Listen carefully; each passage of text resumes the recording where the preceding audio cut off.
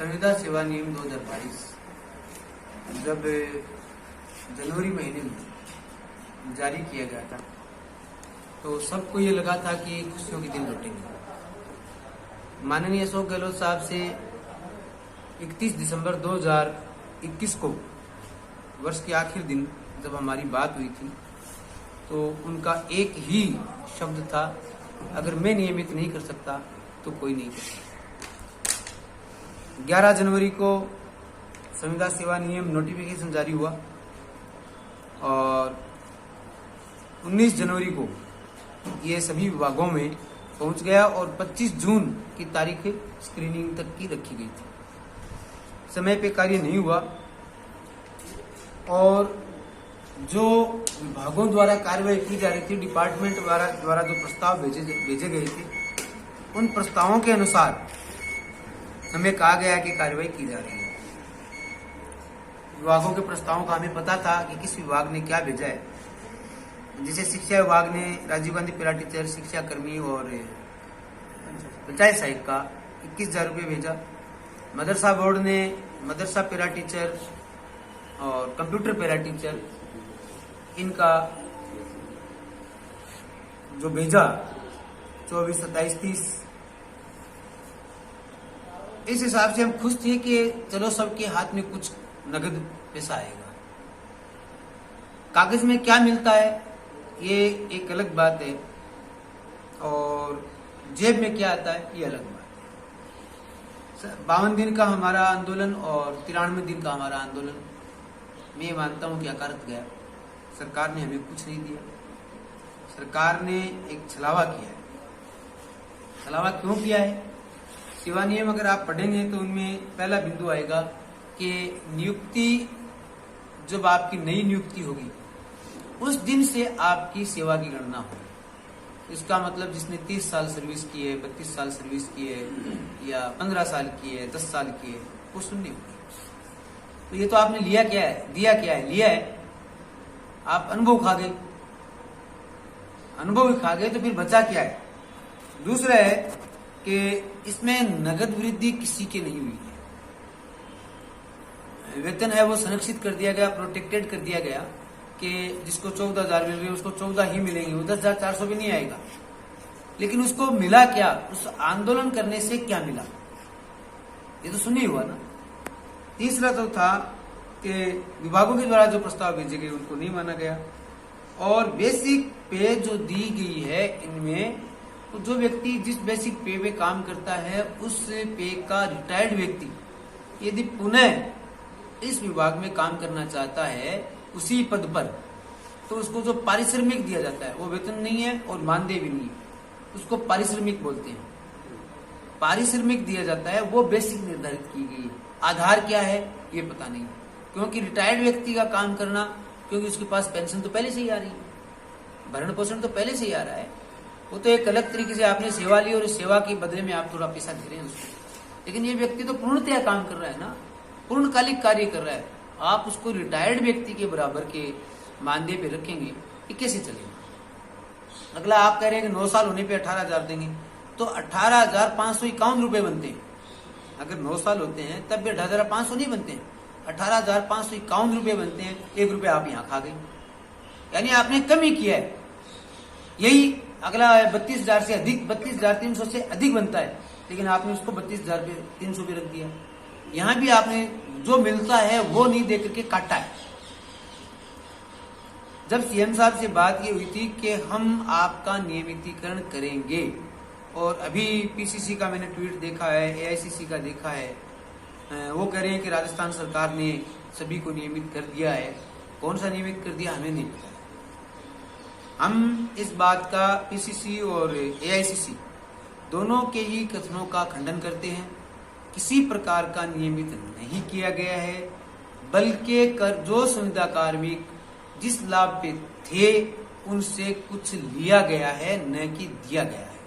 इस प्रकार से हम सरकार से मांग करते हैं कि जो जिसका अनुभव है और योग्यता है उसके अनुसार दोनों बातें सामान्य रखी जाएं, अनुभव भी और योग्यता भी। किसी व्यक्ति को 15 साल का अनुभव हो गया, वो 12वीं पास है, किसी व्यक्ति को 15 साल का अनुभव हो गया, वो BA, B.Ed, BSTC है। अंतर या नर्सिंग किया हुआ है या और जो भी उसकी स्किल है, वो अंतर और उसका कार्य क्या है वो अवश्य किया जाए। इसके साथ ही संबंधित विभाग के द्वारा जो प्रस्ताव प्रेषित किए गए हैं, उन प्रस्तावों के अनुसार मानदेय तय किया जाए। और मानदेय क्यों? जब सरकार ये कह रही है कि हम नियमित कर रहे हैं, AICC ने ये ट्वीट कर दिया हमने नियमित कर दिया, तो आप ग्रेड पे बताओ ना। आप ये बताएं कि ग्रेड पे क्या दिया गया है। नियमित व्यक्ति को ग्रेड पे दिया जाता है, चाहे वो चपरासी है, चाहे वो क्लर्क है, चाहे वो IAS है, कोई भी है, उसको ग्रेड पे दिया जाता है। अगला हमारा एक सरकार से दावा है कि सरकार का कोई भी अधिकारी, नेता, MLA, मंत्री या हालांकि CM साहब हमें इस बात के लिए सेटिस्फाइड कर दें कि हमने आपको ये दिया है, हम मान जाएंगे। और अगर आप हमें सेटिस्फाइड करते हैं तो हम बिल्कुल खुश हो जाएंगे साहब, पटाखे जलाएंगे, आपको मिठाई खिलाएंगे। अगर आप सेटिस्फाइड नहीं कर पाते हैं और हमारे बिंदुओं से हम आपको सहमत नहीं कर देते हैं, तो आपको वही काम करना पड़ेगा। और ये मैं सरकार से खुल के कहता हूं कि ये करना पड़ेगा। आपने चुनावों में वादा किया, उस वादे के अनुसार हम लोगों ने आपके लिए काम किया, सभी संविदा कर्मियों ने, और सरकार बनी। अब यदि आप इस प्रकार से वादे से मुकरते हैं तो हम आपके सामने खड़े हैं। अपने व्यक्तिगत रिश्ते हैं, भाई भतीजा, चाहे MLA हैं, चाहे कोई भी हैं, वो रिश्ते अलग हैं और पेट की लड़ाई अलग है। ये लड़ाई पेट की है, वोटों की नहीं है। MLA साहब या मंत्री जी या CM साहब, आप सरकार बनाने के लिए, पावर में आने के लिए लड़ रहे हैं और हम अपने पेट के लिए लड़ रहे हैं। हमारे बच्चे भूखे हैं, हम उनको वो खुशियां नहीं दे पाते हैं एक आदमी के बराबर काम करने के बाद भी, जो हमें देनी चाहिए, इसलिए हम लड़ रहे हैं। कृपा करके इस कार्य को आप तुरंत पूर्ण करें, अन्यथा दीपावली के दिन जब सब लोग खुशियां मना रहे होंगे, आप दीपावली के पटाखे चला रहे होंगे, उस समय हम आपके आदेशों की होली जलाएंगे। और सभी साथी जो भी संविदा कार्मिक हैं, वो मैं भी अपने परिवार सहित इन आदेशों की कॉपी होली जला करके दीपावली मनाऊंगा। दीपावली किसी प्रकार से संविदा कार्मिकों के लिए सुखद नहीं है और दुखद ही है, क्योंकि जो खुशियां हमने चाही थी वो नहीं मिली।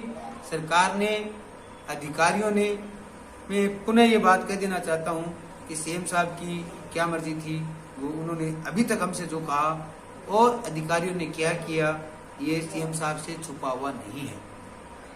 और एक CM साहब, अगर मैं अब तक हमारी बात पहुंचे तो हम आपको कहना चाहते हैं कि ये लोग, चाहे वो MLA हैं, चाहे अधिकारी हैं, अगर सत्य आप तक नहीं पहुंचाते हैं आपके कार्यकर्ता, तो सबसे बड़े दुश्मन आपके वो हैं।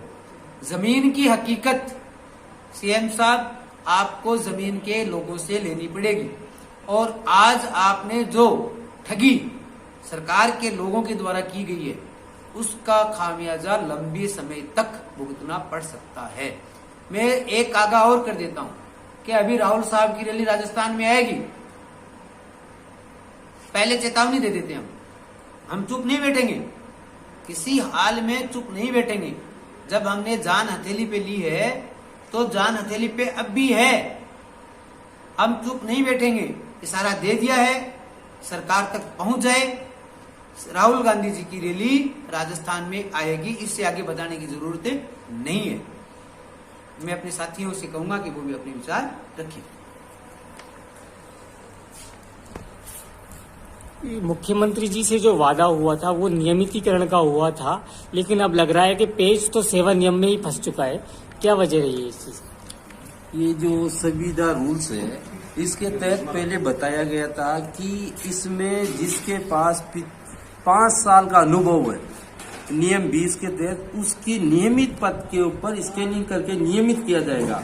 लेकिन अब जो सरकार ने जो संविदा रूल्स इन डिपार्टमेंट वाइज जो संविदा कार्मिकों के लिए लागू किया है, जैसे कि शिक्षा विभाग का ये नोटिफिकेशन जारी हुआ है, उसके अंदर ये स्पष्ट कर दिया गया है कि सरकार द्वारा नियमित पद पे नियुक्ति न देकर, नियमित पद पे स्कैनिंग ना कर हमारी अब भी वही संविदा के पद पर स्कैनिंग करके संविदा की नौकरी दी जा रही है, जबकि सरकार का कमिटमेंट था कि हम आपको नियमित करेंगे।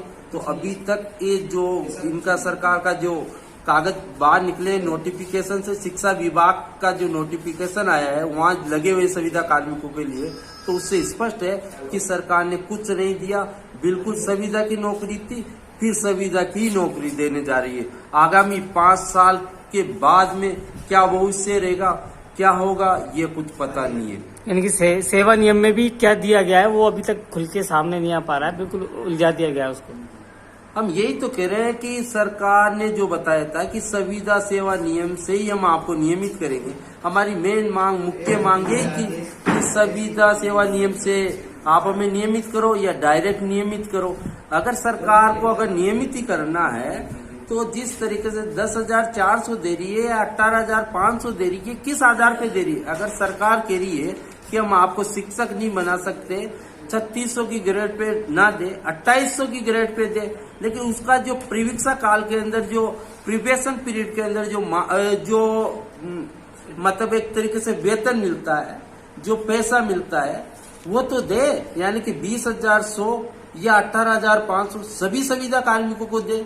अच्छा, इसमें भी कुछ लोगों को लटका दिया, कुछ को दे दिया, बाकी के लिए बहुत से लोग इसमें पीछे रह गए, वो इसमें फिट भी नहीं आ रहे। यानी कि मतलब सारे संविदा कर्मियों का इस सेवा नियम में भी समाधान नहीं किया गया। नहीं, किसी का नहीं हुआ, इसमें किसी का समाधान ही नहीं हुआ।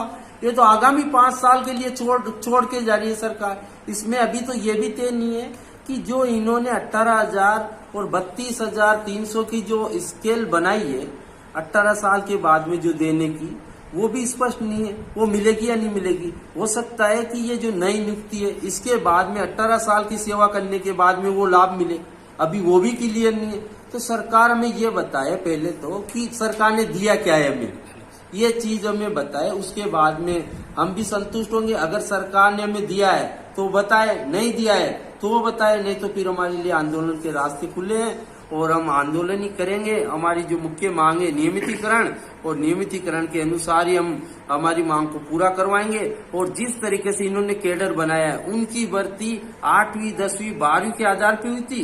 इन मदरसा पैरा टीचर्स जो मैं जिस संविदा कार्मिक से जुड़ा हुआ हूँ, जिस कैडर से जुड़ा हुआ हूँ, उस संविदा कार्मिक यानी कि मदरसा पैरा टीचर्स की नियुक्ति STC BEd के आधार पर हुई है। यानी कि हमें तो ट्रेंड मान के हमारी नियुक्ति की गई थी संविदा के पद पे, तो आप हमें 8वीं वाली जो 8वीं 10वीं 12वीं की जो पद बनाए गए सहायक वाले, उन पदों के ऊपर कैसे संविदा की नौकरी दे रहे हो, किस तरह स्कैनिंग कर रहे हो? हमें अगर आपको देना है तो एक सम्मानजनक दे, कम से कम एक अच्छा मानदेय दे, और मानदेय के साथ उस मानदेय के ऊपर ही हमें 2 साल तक परीक्षा काल में रखते हुए नियमित करे और हमारी स्कैनिंग नियमित पद पे हो।